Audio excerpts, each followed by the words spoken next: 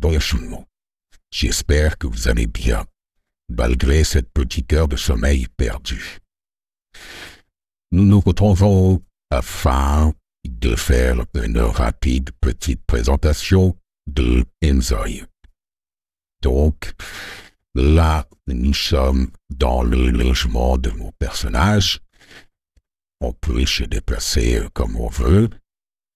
Ça, c'était le clic gauche avec le clic droit. On tourne autour de l'axe de notre personnage. Et comme vous pouvez le voir dans les espaces exigus, il peut y avoir quelques petits problèmes de visibilité en fonction de comment on tourne la caméra.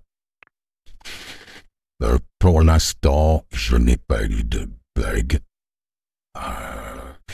Ma machine, c'est un Ryzen 5, donc ce qui correspond à la configuration minimale requise, et ma carte graphique, une 3070 de NVIDIA, qui correspond à la configuration recommandée pour jouer.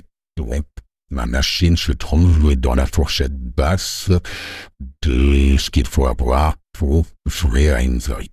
Et jusqu'à présent, j'ai eu très peu de problèmes. Juste des pop de personnages et de voitures qui débarquent comme ça ont des problèmes au terme de distance d'affichage. Mais ce n'est pas plus gênant que ça. Le jeu est fluide, que l'on soit dans l'appartement ici ou dans la rue, avec la circulation, les gens qui marchent. J'en suis à ma 4e vidéo, parce qu'à chaque fois j'ai eu des petits problèmes lors de l'enregistrement, donc le temps passe et on arrive en fin d'après-midi. Donc, on verra. Donc, je vous présente les menus qu'il va falloir avoir à l'œil. Comme dans Siege, on retrouve les mêmes choses, sauf que là, tout est déplaçable. Si on a envie de mettre ça comme ça et de réunir les éléments tout à gauche pour avoir la liberté, votre liberté visuelle sur le reste de l'écran, on peut le faire, ce n'est pas un problème. Pour l'instant, je n'ai pas décidé de ce que j'allais faire, donc il faut mettre tout à sa place. Et donc, tout est accessible de l'écran. Le Zoy peut se déplacer en clavier souris, donc avec les flèches directionnelles, ou directement la souris en pointant un endroit et il s'y rend automatiquement. Ici, c'est la carte de notre Zoy. Guide désiré et caractères sont à choisir au moment de la création du personnage. C'est ce qui va orienter la façon dont votre Zoy agira de manière quand il sera en mode automatique. Cela aussi influe sur ses préférences, ce qu'il va aimer faire ou ne pas faire. Voilà. Donc là, c'est jouer du piano, faire la cuisine. Là, je ne sais pas ce que c'est. Boire du café ou faire du café, je ne sais pas. Les coiffes ou faire de la boxe, je n'en sais rien. Par contre, vous avez des désirs qui sont chronométrés. On voit ici, ce sont des choses à réaliser pour faire plaisir aux yeux et certainement améliorer ce que moi j'appelle la santé mentale. Et vous avez ici le niveau de santé mentale. Je suppose que plus on est à droite, mieux c'est. Plus on est à gauche, plus c'est problématique pour notre personnage. Donc là, on a tous les éléments de base de notre personnage. Ici, les relations, c'est des gens que l'on rencontre, avec qui on discute. Donc, quand on clique ici, on voit la fiche du personnage qui apparaît. Les éléments verrouillés, c'est ce que l'on ne connaît pas.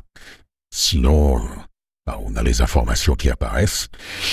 Ces éléments verrouillés se débloquent quand on discute avec la personne et que l'on voit une petite clé à côté du message.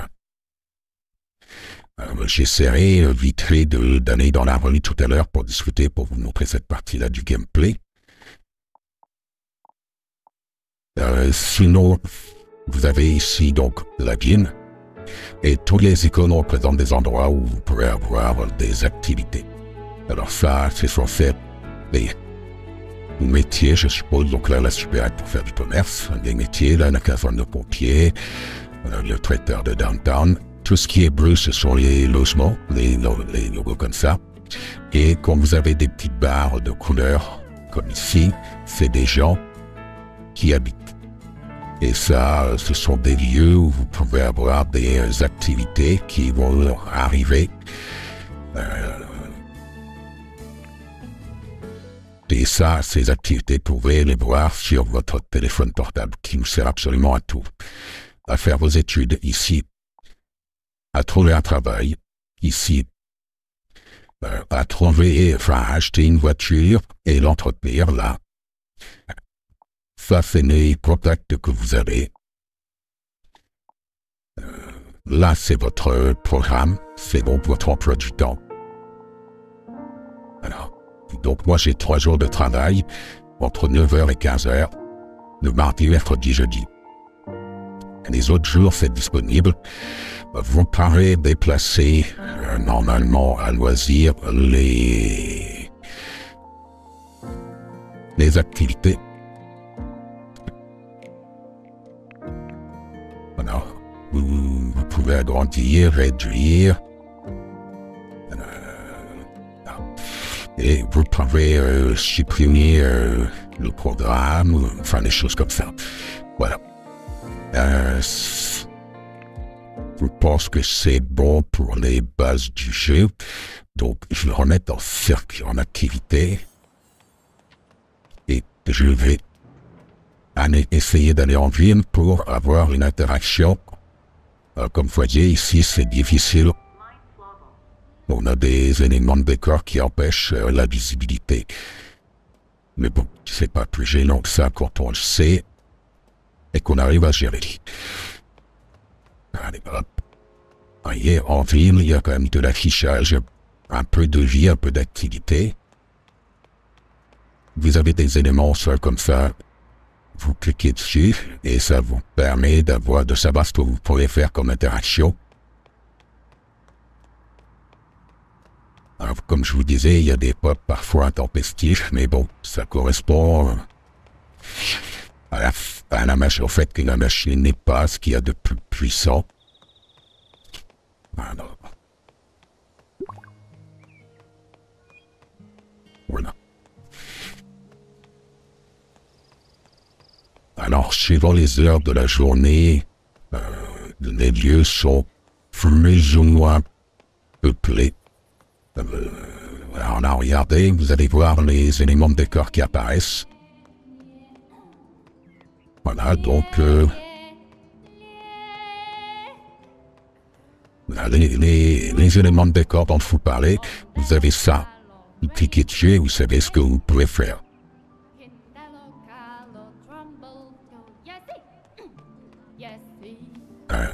Hop. Mais je trouve que le jeu est plutôt beau. Hop. Ah ben, on va parler avec Sai, que je connais déjà un peu. Donc, vous voyez, normalement, la première fois que vous discutez avec un Sai que vous ne connaissez pas, vous avez juste quelques éléments de réponse qui apparaissent. Et après, quand vous commencez à le connaître au bout d'un moment, vous avez ce petit menu qui apparaît, qui classe les discussions par thème.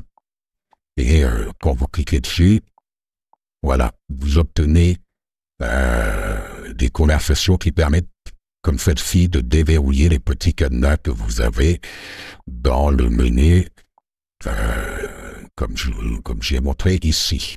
Qu'est-ce qui permet d'avoir des informations pour savoir si notre personnage s'entendra bien avec celui-ci. Et donc là, vous avez les différentes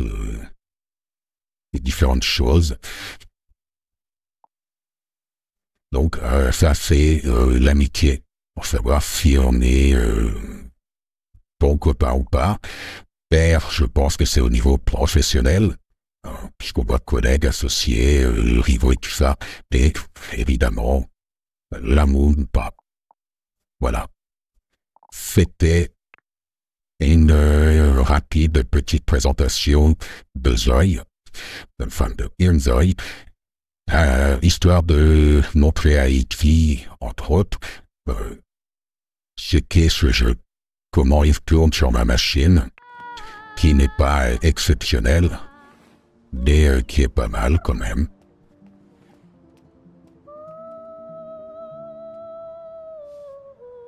Et voilà, donc tous les éléments de décor peuvent, peuvent servir à quelque chose. Quand on voit apparaître là en surbrillance, un peu dessus et c'est bon. Enfin bref, je vais arrêter là et je vous souhaite de passer une bonne journée à tous. Au revoir.